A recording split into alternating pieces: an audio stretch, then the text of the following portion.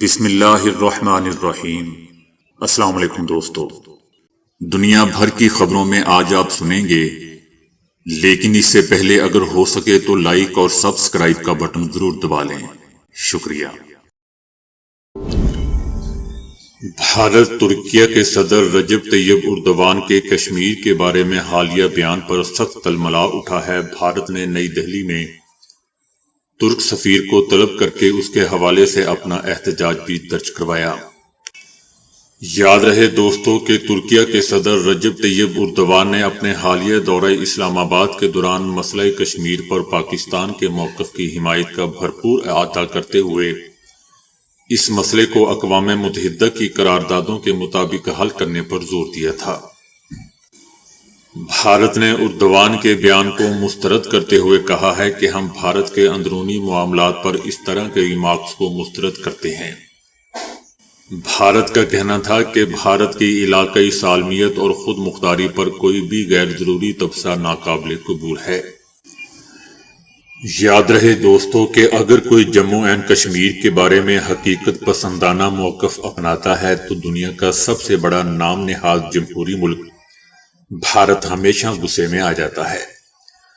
حقیقت یہ ہے کہ جموں اینڈ کشمیر عالمی سطح پر ایک متنازع خطہ ہے۔ بھارت نے اس کے ایک بڑے حصے پر غیر قانونی طور پر قبضہ جما رکھا ہے اور وہ کشمیریوں کی آواز کو دبانے کے لیے ان پر مظالم کے پہاڑ توڑ رہا ہے۔ اور ڈھٹائی کی دوستو انتہا یہ ہے کہ وہ کشمیریوں کو ان کا پیدائشی حق کے خود ارادیت دینے کی بجائے جموں اینڈ کشمیر کو اپنا اٹوٹ انگ قرار دیتا ہے۔ برطانوی میڈیا نے دعویٰ کیا ہے کہ یوکرین اپنی معدنیات امریکہ پر قربان کرنے پر آمادہ ہو چکا ہے، جس کے بعد دونوں ممالک کے درمیان بات چیت کا سلسلہ تیز ہو گیا ہے۔ یاد رہے دوستو کہ یوکرینی صدر نے ٹرمپ انتظامیہ کی طرف سے یوکرین سے $500 بلین مالیت کی معدنی وسائل کے مطالبے کو مسترد کرتے ہوئے کہا تھا کہ جنگ کے وقت کی امداد کی ادائیگی کے لیے امریکہ نے کوئی خاص حفاظتی ضمانتیں پیش نہیں کیں۔ ٹرمپ کی جانب سے اس حوالے سے توقع ظاہر کی گئی تھی کہ یوکرین کے ساتھ جلد ہی ایک معاہدے پر دستخط ہو جائیں گے۔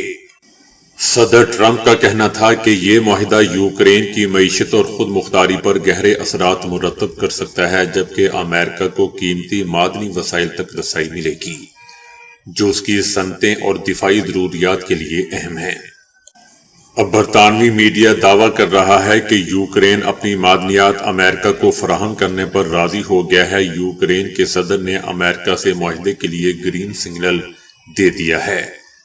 معاہدے کے تحت یوکرین کے معدنی ذخائر تک امریکہ کو رسائی دی جائے گی۔ کانگریس نے بی جے پی حکومت کو یو ایس ایڈ فنڈنگ کے معاملے پر شدید تنقید کا نشانہ بنایا ہے۔ کہا ہے کہ پچھلے ایک ہفتے سے یہ کہانی گردش کر رہی ہے کہ امریکہ کی ایک ایجنسی نے مودی حکومت کو غیر مستحکم کرنے کے لیے $21 ملین دیے۔ اگر یہ رقم واقعی ہندوستان میں آئی ہے تو یہ ملک کی سیکیورٹی ایجنسیوں کے لیے باعث شرم ہے کہ وہ اسے روک نہیں سکے۔ کانگریس کا کہنا ہے کہ حقیقت میں یہ $21 ملین ہندوستان نہیں بلکہ بنگلہ دیش کے این جی اوز کو دیے گئے تھے۔ کانگریس نے مودی حکومت پر طنز کرتے ہوئے کہا کہ ایک وقت تھا جب ہندوستان کے وزیر اعظم کی ساکھ ایسی تھی کہ امریکہ تک کو پیچھے ہٹنا پڑتا تھا، لیکن آج امریکہ سے بنگلہ دیش میں $21 ملین کی فنڈنگ ہو چکی ہے اور مودی حکومت کو اس کی کوئی خبر تک نہیں۔ کانگریس کا کہنا ہے کہ یہ حکومت کے اطلاعاتی نظام اور انٹیلیجنس ایجنسیوں کی ناکامی کا ثبوت ہے۔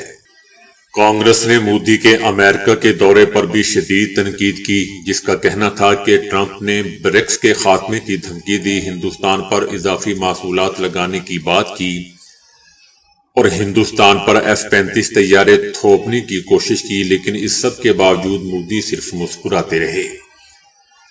کانگریس نے الزام لگایا کہ نریندر مودی خود امریکہ جا کر ملک کی ساکھ کو نقصان پہنچا رہے ہیں۔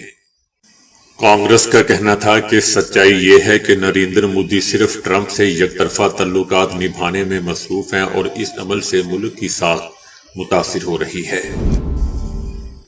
امریکی صدر ٹرمپ کا کہنا ہے کہ غزہ کی پٹی کے حوالے سے منصوبہ سازگار ہے، تاہم اس پر عمل درآمد نہیں کروں گا۔ صدر ٹرمپ کا کہنا ہے کہ میں صرف منصوبے کی سفارش کر سکتا ہوں۔ غزہ کے لوگوں کو آزادی اظہار کا موقع دیا جائے تو وہ غزہ میں نہیں بلکہ دوسری جگہ کا انتخاب کریں گے۔ صدر ٹرمپ کا کہنا تھا کہ غزہ کی پٹی انتہائی بہترین محل وقوع کی حامل ہے۔ ماضی میں اسرائیل کا غزہ کی پٹی سے دستبردار ہونا قابل غور بات ہے۔ یاد رہے دوستو کہ چند روز قبل امریکی صدر ٹرمپ نے کہا تھا کہ وہ غزہ پر ایک ایسے طویل مدتی قبضے کی سوچ رکھتے ہیں جس کی قیادت امریکہ کرے گا۔ صدر ٹرمپ کا مزید کہنا تھا کہ امریکہ غزہ کی پٹی کا انتظام سنبھال کر اس پر حقیقی معنوں میں کام کر سکتا ہے۔ امریکی صدر ٹرمپ کے غزہ پٹی پر طویل عرصے تک قبضے کے اعلان پر دنیا بھر سے سخت رد عمل آیا تھا۔ پاکستانیوں نے متحدہ عرب امارات میں ایک سال میں 8,000 سے زائد نئی کمپنیاں بنا لی۔ سال 2024 میں سب سے زیادہ نئی کاروباری کمپنیاں بنانے والے پاکستانیوں کا دوسرا نمبر ہے۔ متحدہ عرب امارات میں مجموعی طور پر پاکستانیوں کی 47,000 کاروباری کمپنیاں رجسٹرڈ ہیں۔ دبئی چیمبر آف کامرس سے سب سے زیادہ یعنی 16,500 سے زائد بھارتیوں کی کمپنیاں رجسٹر ہوئیں۔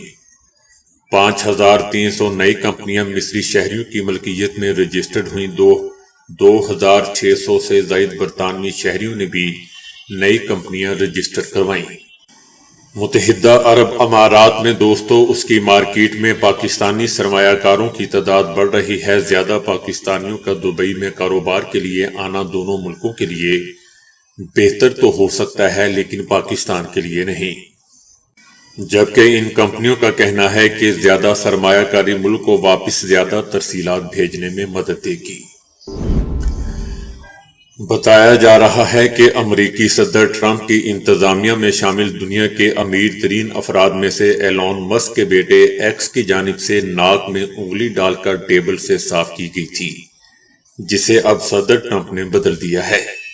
یاد رہے دوستو کہ چند روز قبل ایلون مسک نے اپنے چھوٹے بیٹے ایکس کے ہمراہ امریکی صدارتی دفتر میں صدر ٹرمپ سے ملاقات کی تھی، اور اس دوران انہیں حکومتی اخراجات کم کرنے پر بریفنگ دی جا رہی تھی۔ اس ملاقات کی خاص بات ایلون مسک کے بیٹے کی شرارتیں تھیں، جسے کیمرے کی آنکھ نے بھی محفوظ کیا تھا۔ مسک کے بیٹے کو کبھی والد کی نقل اتارتے اور کبھی صدر ٹرمپ کے قریب جا کر کچھ کہتے سنا گیا تھا۔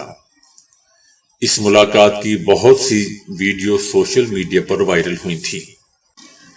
ان ویڈیو کے دوران ایلون مسک کے بیٹے کو امریکی صدر ٹرمپ کے دفتر کی ٹیبل کے ساتھ کھڑے ہو کر ناک میں انگلی ڈال کر ٹیبل سے صاف کرتے بھی دکھایا گیا تھا۔ اب پورے امریکہ میں دھوم مچی ہوئی ہے کہ صدر ٹرمپ نے امریکی صدارتی دفتر کی 145 سال پرانی وہ تاریخی میز تبدیل کر دی ہے جسے ایلون مسک کے بیٹے نے ناک میں انگلی ڈال کر صاف کی تھی۔ صدر ٹرمپ جو ماضی میں خود کو جراثیم سے خوفزدہ شخص قرار دے چکے ہیں، انہوں نے سوشل میڈیا پلیٹ فارم پر اپنے آفس کی ایک تصویر شیئر کی جس میں ان کے آگے تاریخی میز کی جگہ نیا ڈیسک دکھایا گیا ہے۔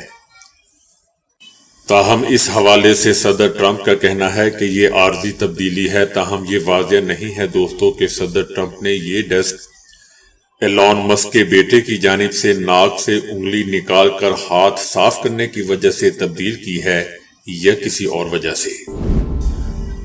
بتایا جا رہا ہے کہ مودی سرکار کی سکھ دشمنی کا اصل چہرہ ایک بار پھر بے نقاب ہو گیا۔ امریکہ سے جلا وطن بھارتیوں کے طیاروں کو بلا وجہ امرتسر میں اتار کر سکھوں کی عزت کو پامال کیا گیا۔ مودی سرکار نے جلا وطن بھارتیوں کے بحران کو سکھ بحران میں تبدیل کر دیا۔ صدر ٹرمپ کی سخت امیگریشن پالیسی کے تحت اب تک بھارت کے 332 شہریوں کو ملک بدر کر دیا گیا۔ یہ جلا وطنی امریکی حکام کی غیر قانونی امیگریشن کے خلاف جاری کریک ڈاؤن کا حصہ ہے، جس کے نتیجے میں 5 فروری 2025 کے بعد سے 3 پروازیں بھارت پہنچ چکی ہیں۔ رپورٹس میں بتایا گیا ہے کہ جلا وطن افراد کو ہتھکڑیاں اور زنجیریں لگائی گئیں، جبکہ سکھ جلا وطن افراد کی پگڑیاں پرواز کے دوران اتار لی گئیں۔ مودی حکومت نے سکھوں کے مقدس شہر امرتسر میں جلا وطن بھارتیوں کو اتار کر سکھوں کو بدنام کرنے کی گھناؤنی سازش کی، جس پر پنجاب اور سکھ کمیونٹی میں غم و غصے کی لہر دوڑ گئی۔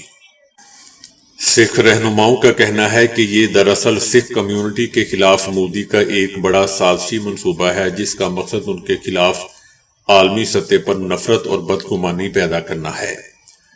مودی سرکار ایسے اوچھے ہتھ کنڈے استعمال کر کے سکھوں کے خلاف سیاسی انتقامی کارروائیاں کر رہی ہے اور انہیں بدنام کرنے کی پوری کوشش کر رہی ہے۔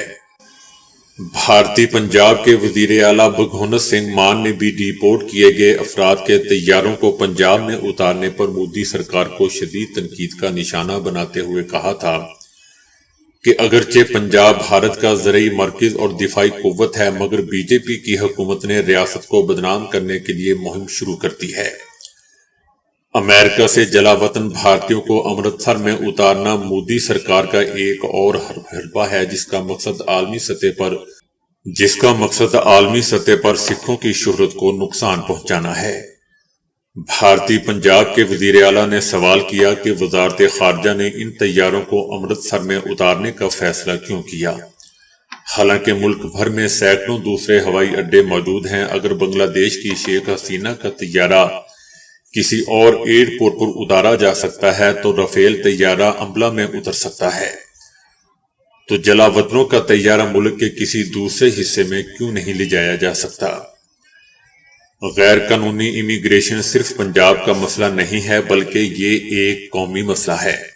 پھر بھی یہ تاثر دیا جا رہا ہے کہ پنجاب اس سے شدید متاثر ہے۔ خود ساختہ عالمی رہنما مودی نے اپنے خود ستائشی کے سوا ملک کے لیے کچھ حاصل نہیں کیا۔ ان کا کہنا تھا کہ مودی سرکار کی یہ شرمناک سازشیں سکھوں کے خلاف ایک واضح سیاسی انتقامی کارروائی ہے۔ حماس نے غزہ جنگ بندی معاہدے کے تحت 602 فلسطینی قیدیوں کے بدلے 6 اسرائیلی یرغمالیوں کو ریڈ کراس کے حوالے کر دیا۔ رہا کیے گئے 3 اسرائیلی یرغمالی نصیرات کیمپ میں ریڈ کراس کے حوالے کیے گئے۔ تقریب کے دوران سٹیج پر کھڑے تینوں اسرائیلیوں نے ہاتھ ہلا کر فلسطینیوں کا شکریہ ادا کیا۔ اس موقع پر ایک اسرائیلی قیدی نے 2 حماس کے اہلکاروں کے ماتھوں پر بوسہ بھی دیا، جس کی ویڈیو وائرل ہوگی۔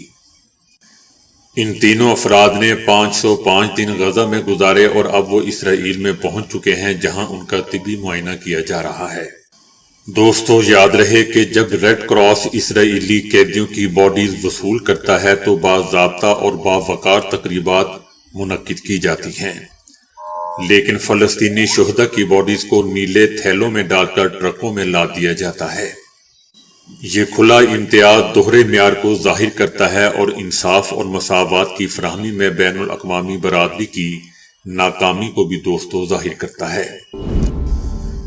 امریکی صدر ٹرمپ کا کہنا ہے کہ جنگ کے خاتمے کے لیے یوکرین کے صدر اور روسی صدر پوٹن کو آپس میں مل کر بیٹھنا ہوگا۔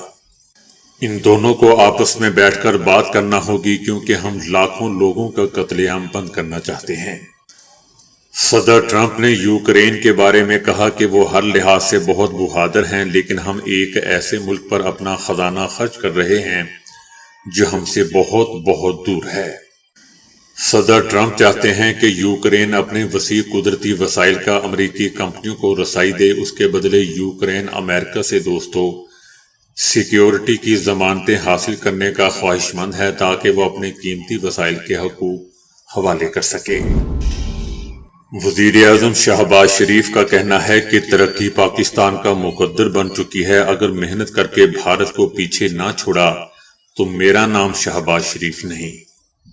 ان کا کہنا تھا کہ پنجاب میں نواز شریف کے دور میں ترقی ہوئی، آج آپ کی خدمت میں مریم نواز حاضر ہے۔ جنوبی پنجاب کا کوٹا نواز شریف اور میں نے زیادہ رکھا، یہ آپ پر کوئی احسان نہیں بلکہ یہ آپ کا حق تھا۔ مریم نواز بھی یہاں ہسپتالوں کا جال بچھا رہی ہیں۔ وزیر اعظم کا کہنا تھا کہ جب اقتدار سنبھالا تو مہنگائی 40% پر تھی اور آج مہنگائی 2.4% پر آ چکی ہے۔ دوستو، یاد رکھے کہ 40% بھی شہباز شریف صاحب نے ہی پہنچائی تھی، اور 40 کو نیچے لے آئے ہیں تو کوئی احسان نہیں کیا۔ بہرحال پھر بھی ان کا شکریہ۔ شہباز شریف کا کہنا تھا کہ ایک سیاستداں عمران خان کہتا تھا کہ شہباز شریف پیسے مانگنے جاتا تھا تو میں ان سے پوچھتا ہوں کہ کیا آپ بانٹنے جاتے تھے؟ تو دوستو ابھی کے لیے اتنا ہی۔ ویڈیو کو لائک اور شیئر کرنے کا بہت بہت شکریہ۔